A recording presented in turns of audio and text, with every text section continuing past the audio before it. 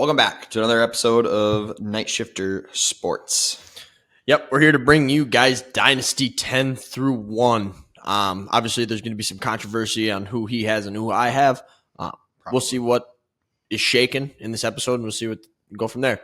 All right, who do you got at your 10? So they got Ladd McConkey, sleeper, and I also have Ladd McConkey. And I also have Ladd McConkey. Okay, well, he was a rookie last year. Yeah. He had 1,049 yards. He had 7 touchdowns, and he's 23 years old.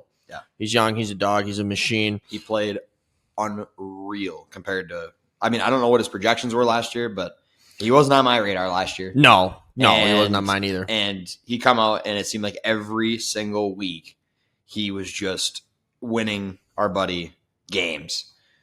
And, he played unbelievable. 15.1 fantasy points. Yeah, that's monstrous. 23 years old.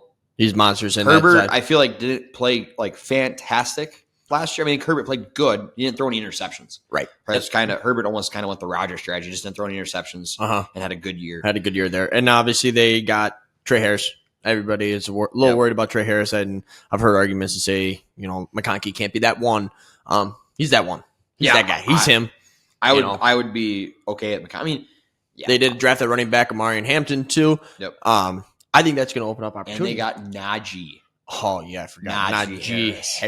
Yeah. He might be good someday. Yeah, well, we'll see. But, yeah, no, I think Ladd McConkey at that 10 spot in the Dynasty is a good pick. I don't think it's a bad spot. And it's only upside from there. He's only 23 years old, so you got the longevity of that kind of player sitting in your arsenal. Yeah. Maybe he doesn't pop off this year, but then he has 2 good years, and he'd still be at that age where it's like, oh, man, he's still young, and you consider even at that point, maybe it's time to get some picks, get something going. You know what I mean? You might be in a rebuild. Who knows where you're at in that standpoint? But at the 10, I'm taking McConkey all day long. Sure. And I don't think you're going to see a lot of personnel change on that team. I don't think you're going to see the same quarterback and everything for a while. So I think it's going to be, if he's consistently good, I think he's going to stay consistent. He's just stay consistently good, right? I agree. So, 9, they have Drake London. I had Drake. Really? Mm-hmm. So this is so funny because on the redraft, you had Drake way better than me, and I actually don't agree with you. I think, to make your argument for London at the 9. Okay, so obviously Drake London had 1,271 yards. He had 9 touchdowns. He's 23 years old. Young, dude. He's young. And, he played good with Kurt. He was good with Kurt. Yeah. But his stats, when Michael Penix come in, Michael Penix was in for 3 games. Drake London had 352 yards and 2 touchdowns through 3 games. He averages 16.5 fantasy points per game. I think Penix is an upside for Drake London. Yeah, I think it's kind of a loaded stat. I'm pretty sure he had 180 yards just in 1 game. But you got to still. Yeah, no, completely. He's 23 years old. Everybody's obviously worried about. Yeah. Obviously, they got Darnell Mooney, but he's old enough. Yeah. And there's always those talks about Kyle Pitts. Every year, Kyle Pitts is going to be the guy. Kyle. I'm picking him early. He sucks, okay? Yeah, I don't care what anybody says about Kyle Pitts. They're talking about trading him, but it never They happened. should trade him to, maybe. The thing is, I think if he got traded, I think he'd be unbelievable. Just all of a sudden. I really do. If he's got a point to prove, yeah. He'd be good at cooking a sandwich or something, but catching balls, he ain't too good at that. He hasn't been too hot. But I like Drake London at that 9. He's got that longevity of that young player. He's got that dog in him. He's got that young quarterback coming in, Michael Penix. They're going to have years and years and years to grow and learn, strengths and weaknesses of each other. And so I think it's a lot of pro and upside there with Penix coming in, slinging it to London, and I'm going to take London at that 9 and be very comfortable and happy with that pick. Well, yeah. I don't think he'll be there at the 9, but it's hard to say because I'll probably take him by then. But yeah, I got Brian Thomas Jr. at 9.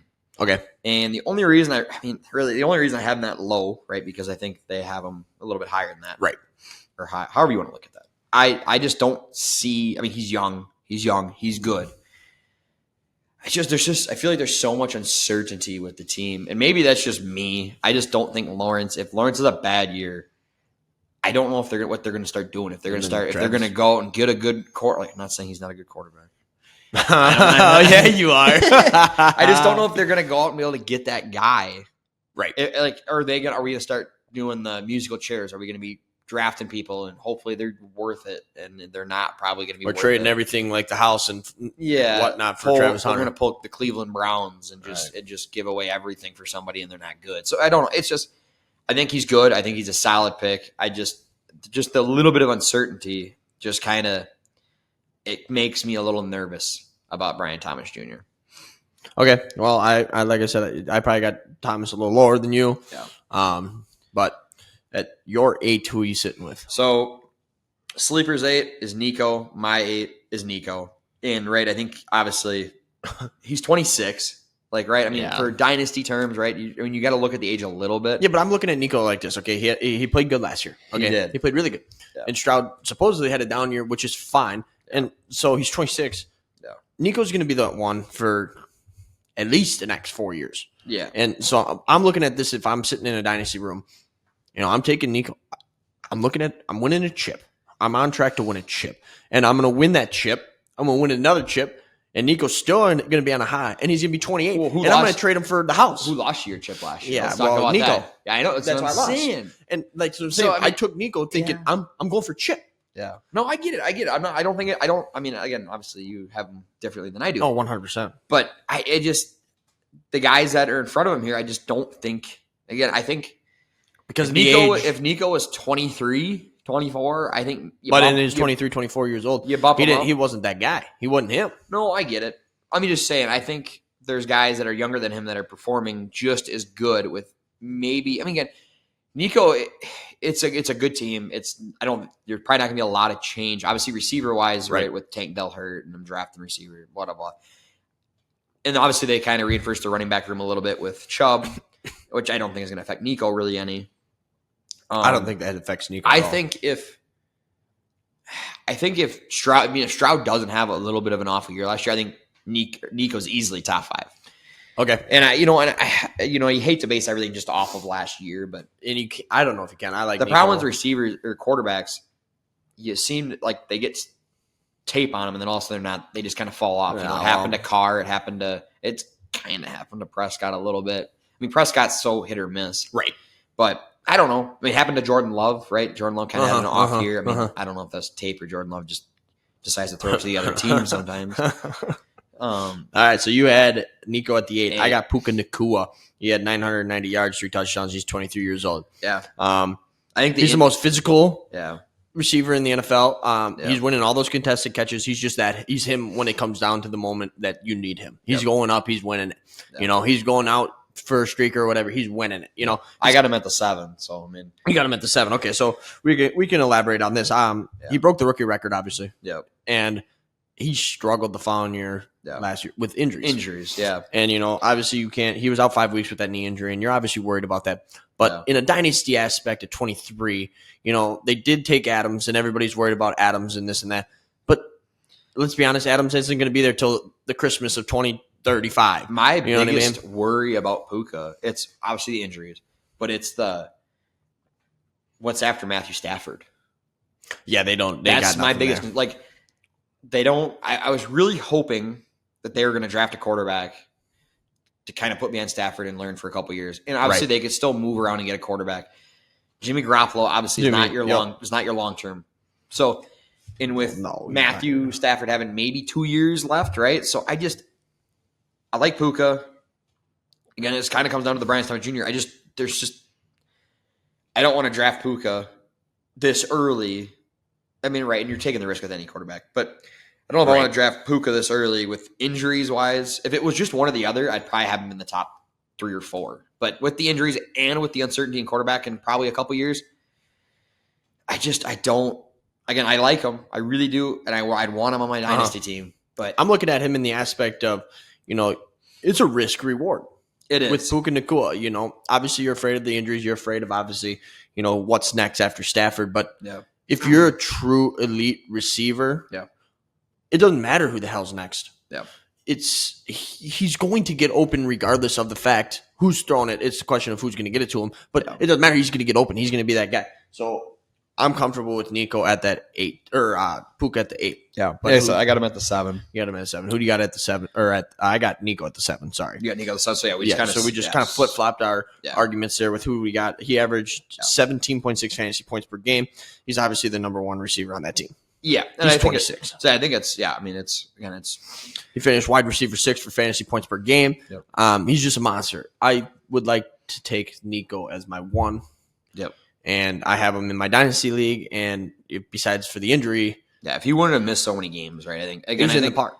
Yeah, it's kind of like I said. Him and Puka are almost the same scenario, right? It's their teams. You're going for a chip. Their teams, like I think right now, the Rams are playing better. Yep. But Puka's missing a little more games, and then you go to the Texans. It's like Nico's a little healthier, but the team's maybe slightly worse. Right, but if you're, the way you're drafting in your league, how the first couple shake out, you're looking at it, you're taking either a Puka or a Nico, and you're like, okay, I took these guys. I'm going for the chip this year. So then later on, you're probably drafting the couple older guys. You're taking the Mike Evans. Might as well get him because you're going for the chip. You know what I mean? Yeah, if you can get exactly. Obviously the longevity of those guys is really strong too. So I would take either of those guys at the 7 or the 8. Yeah, I think they're guys you want on your team. I mean, I think pretty much almost anybody in this top 10 you want on your team, right? Right.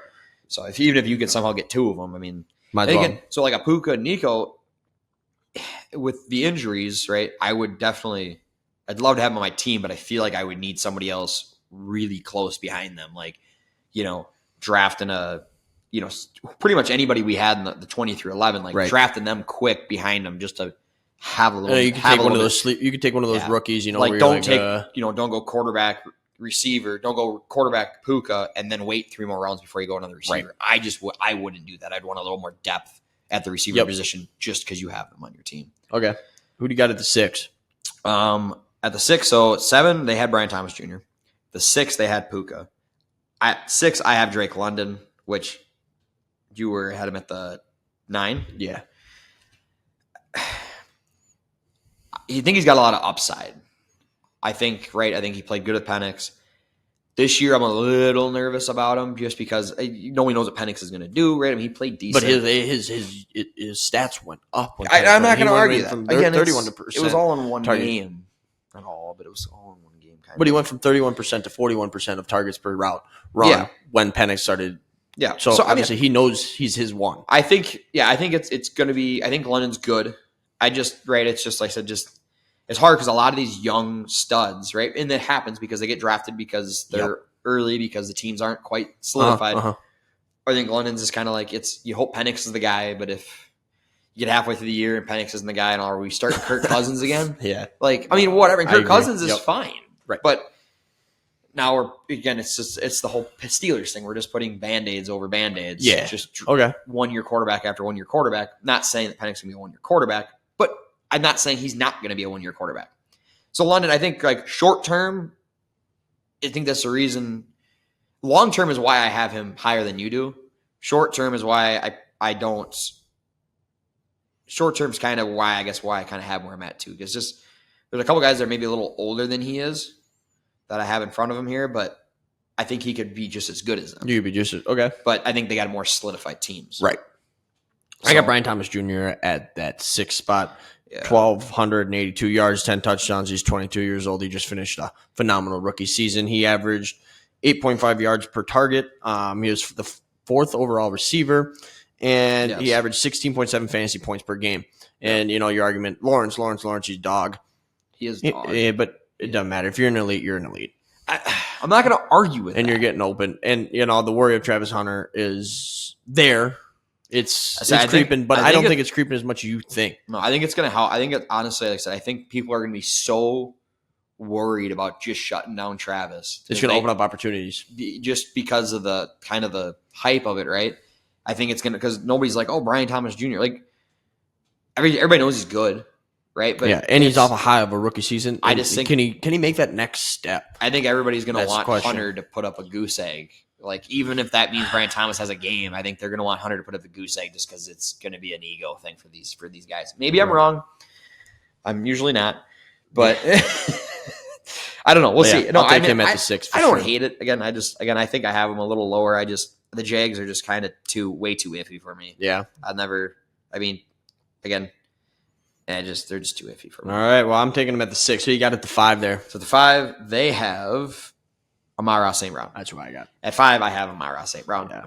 And it pains me because I think I was kind of torn with a couple guys here. I mean, really, this top 5, it was kind of, I should say, the sack 2 through 5, I was kind of just swapping around, trying to figure this out. St. Brown's good. I mean, he had 1,263 yards, 12 touchdowns, and he's only 25. Granted, he, in 2023, had 20.7 fantasy points per game with 10 touchdowns. Yep. Obviously, he went up by 2 touchdowns this season or last season, or to the 2023 season. But last year, he had 18.6 fantasy points per game. Yep. And the fear of Ben Johnson leaving isn't my issue. Yeah. And I think he is going to be – he leads the NFL in red zone receptions. Yep. So his hands are hands. Yeah, I mean, he's wearing mitts and gloves, and he's catching everything in the sphincter of this galaxy. If he's my one, right? I mean, right. If he's my one, he's going to be my one. Any of these top 5 guys, right? It's kind of like if you have them, like I don't think you worry about them. No. I don't think you worry about them. I think you start them. I think you start them every week. You don't worry about them. I mean, you're going to start London every week. You're going to start Pook every week. But St. Brown, he really hasn't dealt with a bunch of injuries. No. He's played unbelievable. Even when the Lions have a bad game, he's still relevant, putting up points. Yeah, he's still catching. He's still in there. And the mentality of the team is pass. Right. And they do a lot of running also, but it's just it'd be interesting to see how much of the trick plays and this and that going forward on 4th down. I think it's going to still be there. I think so. Dan Campbell's about that life. I think that's what helps St. Brown is, right? It's like I said, I think it's just that possible more possessions because either you're punting the ball away or you're going to get a first down and keep playing.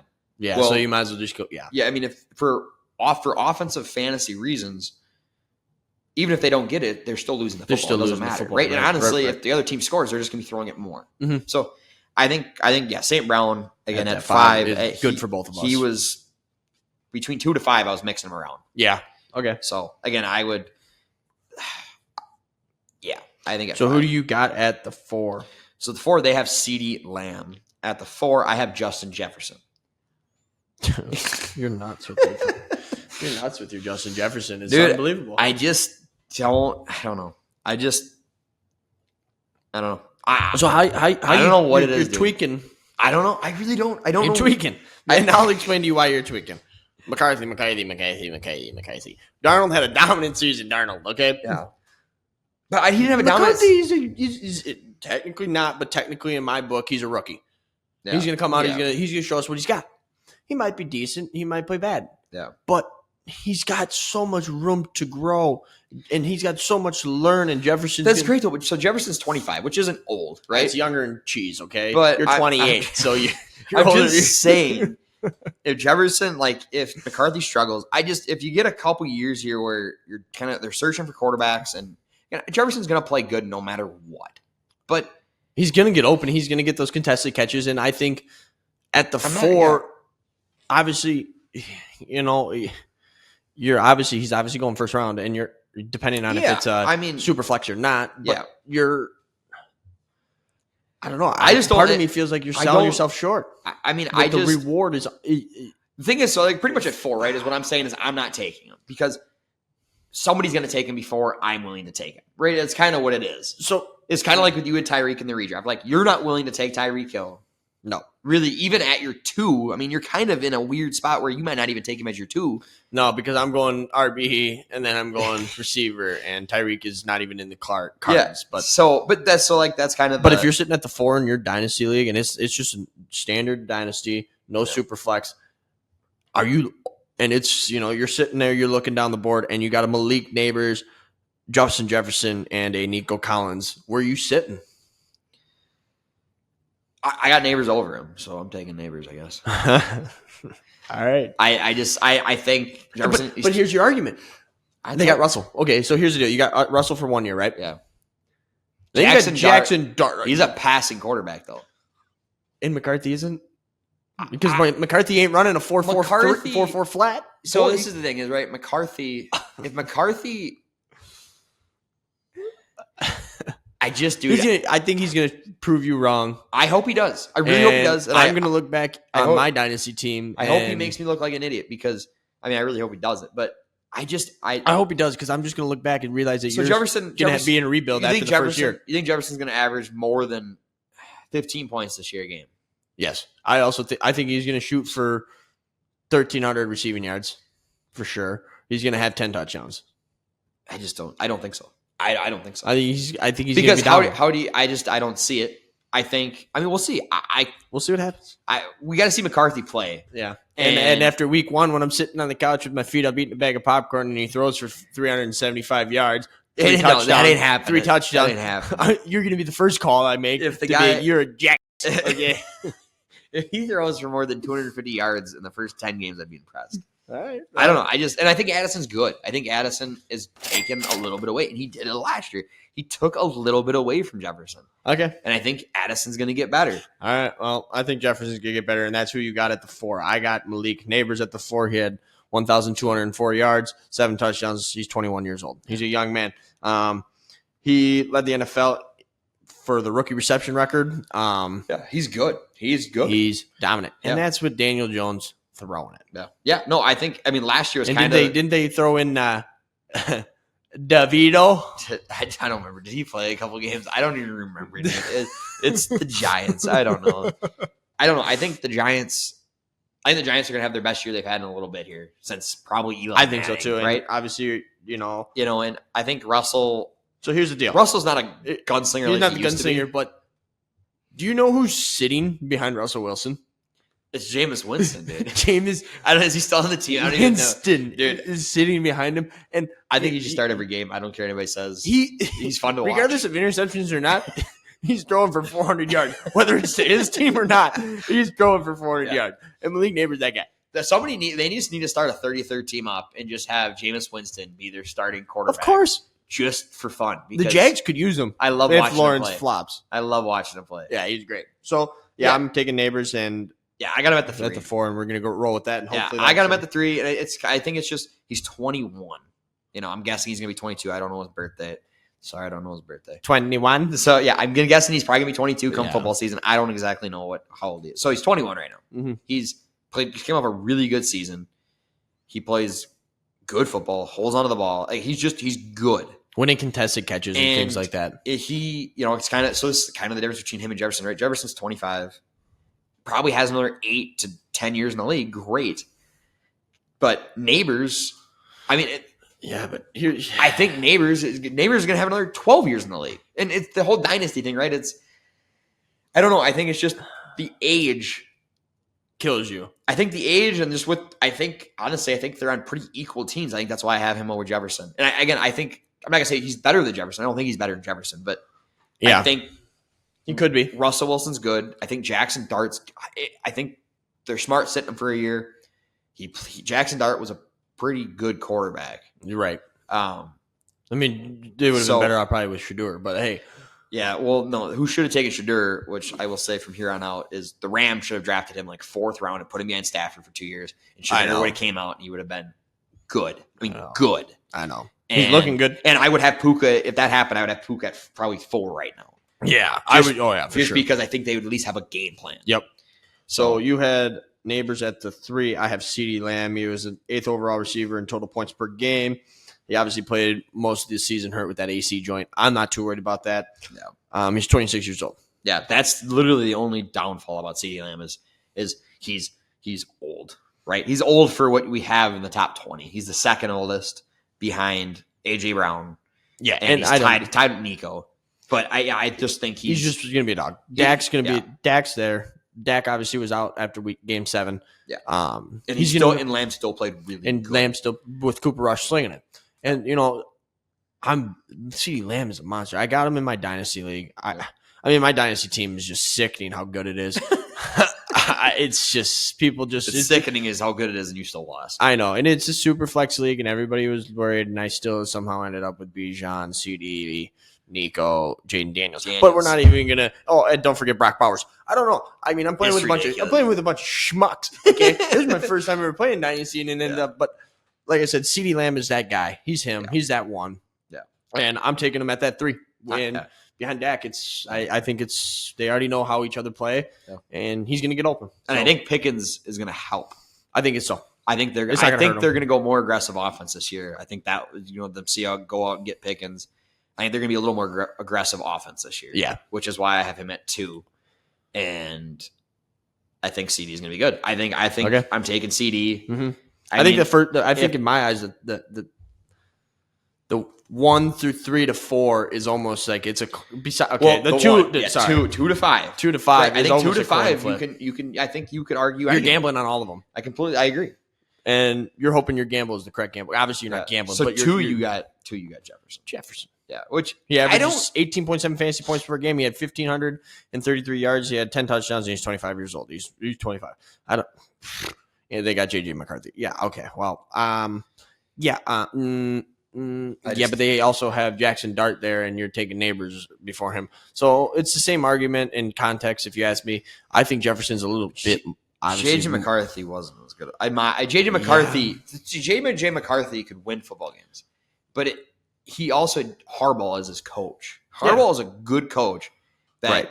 J.J. McCarthy didn't set the world on fire like when he was in college. Like, he played really good. Right. Like, he wasn't throwing for 500 yards a game. He's not an explosive quarterback.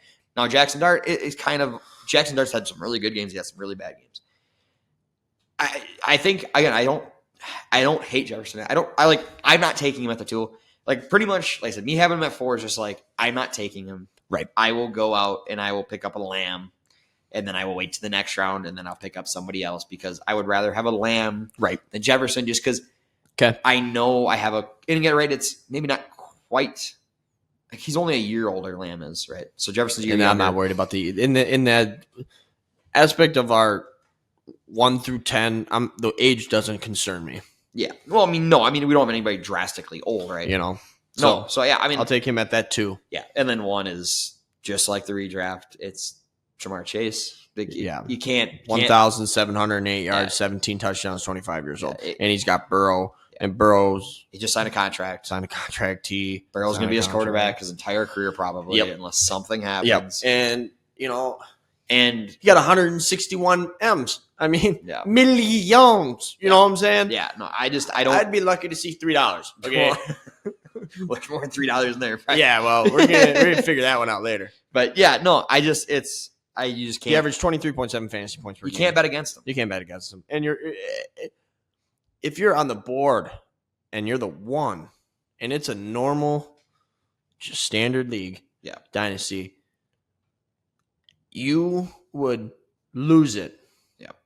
If you didn't take him. Yeah. No. If you even took a running back or one of the tight ends. Yeah. You're done. We're in a like a super flex, right? Yeah, we're in a super flex, and we're starting to draft. I still think Jamar Chase probably is the one. Of course. I don't. The amount of chirp if somebody does not take one off or Jamar off the rip as a 1. Well, I get it. It's super flex. I don't know. Cameron would probably take more of an. I don't know the crazy, pretty much, yeah. The craziest thing in the one league that I am in for Dynasty, it went quarterback the first 7 guys. Yeah, and Jamar fell late. Granted, Jamar didn't have that, but he still. I almost ended up with Jamar, which would that would have solidified, but I ended up with CD. So it is what it is. But yeah, I'm taking Jamar at that spot. I think you got to. Yeah. I think it's just too much upside. He's playing a bunch of games. He's not missing a lot of games. Burrow missed a couple games, obviously. Was it last year or 2 years ago? Yep. But it was a kind of a freak accident. It wasn't like he tore his ACL, like he hurt his thumb, can't play, right? Because he can't hold the football. Yep. It wasn't. It's not going to be a reoccurring injury. Jamar Chase is going to average 20-ish fantasy points. Yep. The rest of his career that he decides to play at the Bengals unless something happens. And he's him. Yeah, he's him. So I think you're getting a receiver that's going to put up 20 points a game probably for the next 8 to 10 years, and there's no reason to think otherwise. Nope. So yeah, so that rounds out our 20 through 1. We're going to be jumping to running backs after this. We're going to start with that redraft 20 through 11, and I think that's going to be even more chirpy than the receivers. Because I was doing my running backs the other day and. Man, oh man, I don't agree with ESPN at all. So I'm pretty sure you and me are going to probably go in two separate directions. So I think that works for me. Pretty chirpy. So, but yeah, we'll catch you guys next time. We are heading off to work. We'll see you guys soon.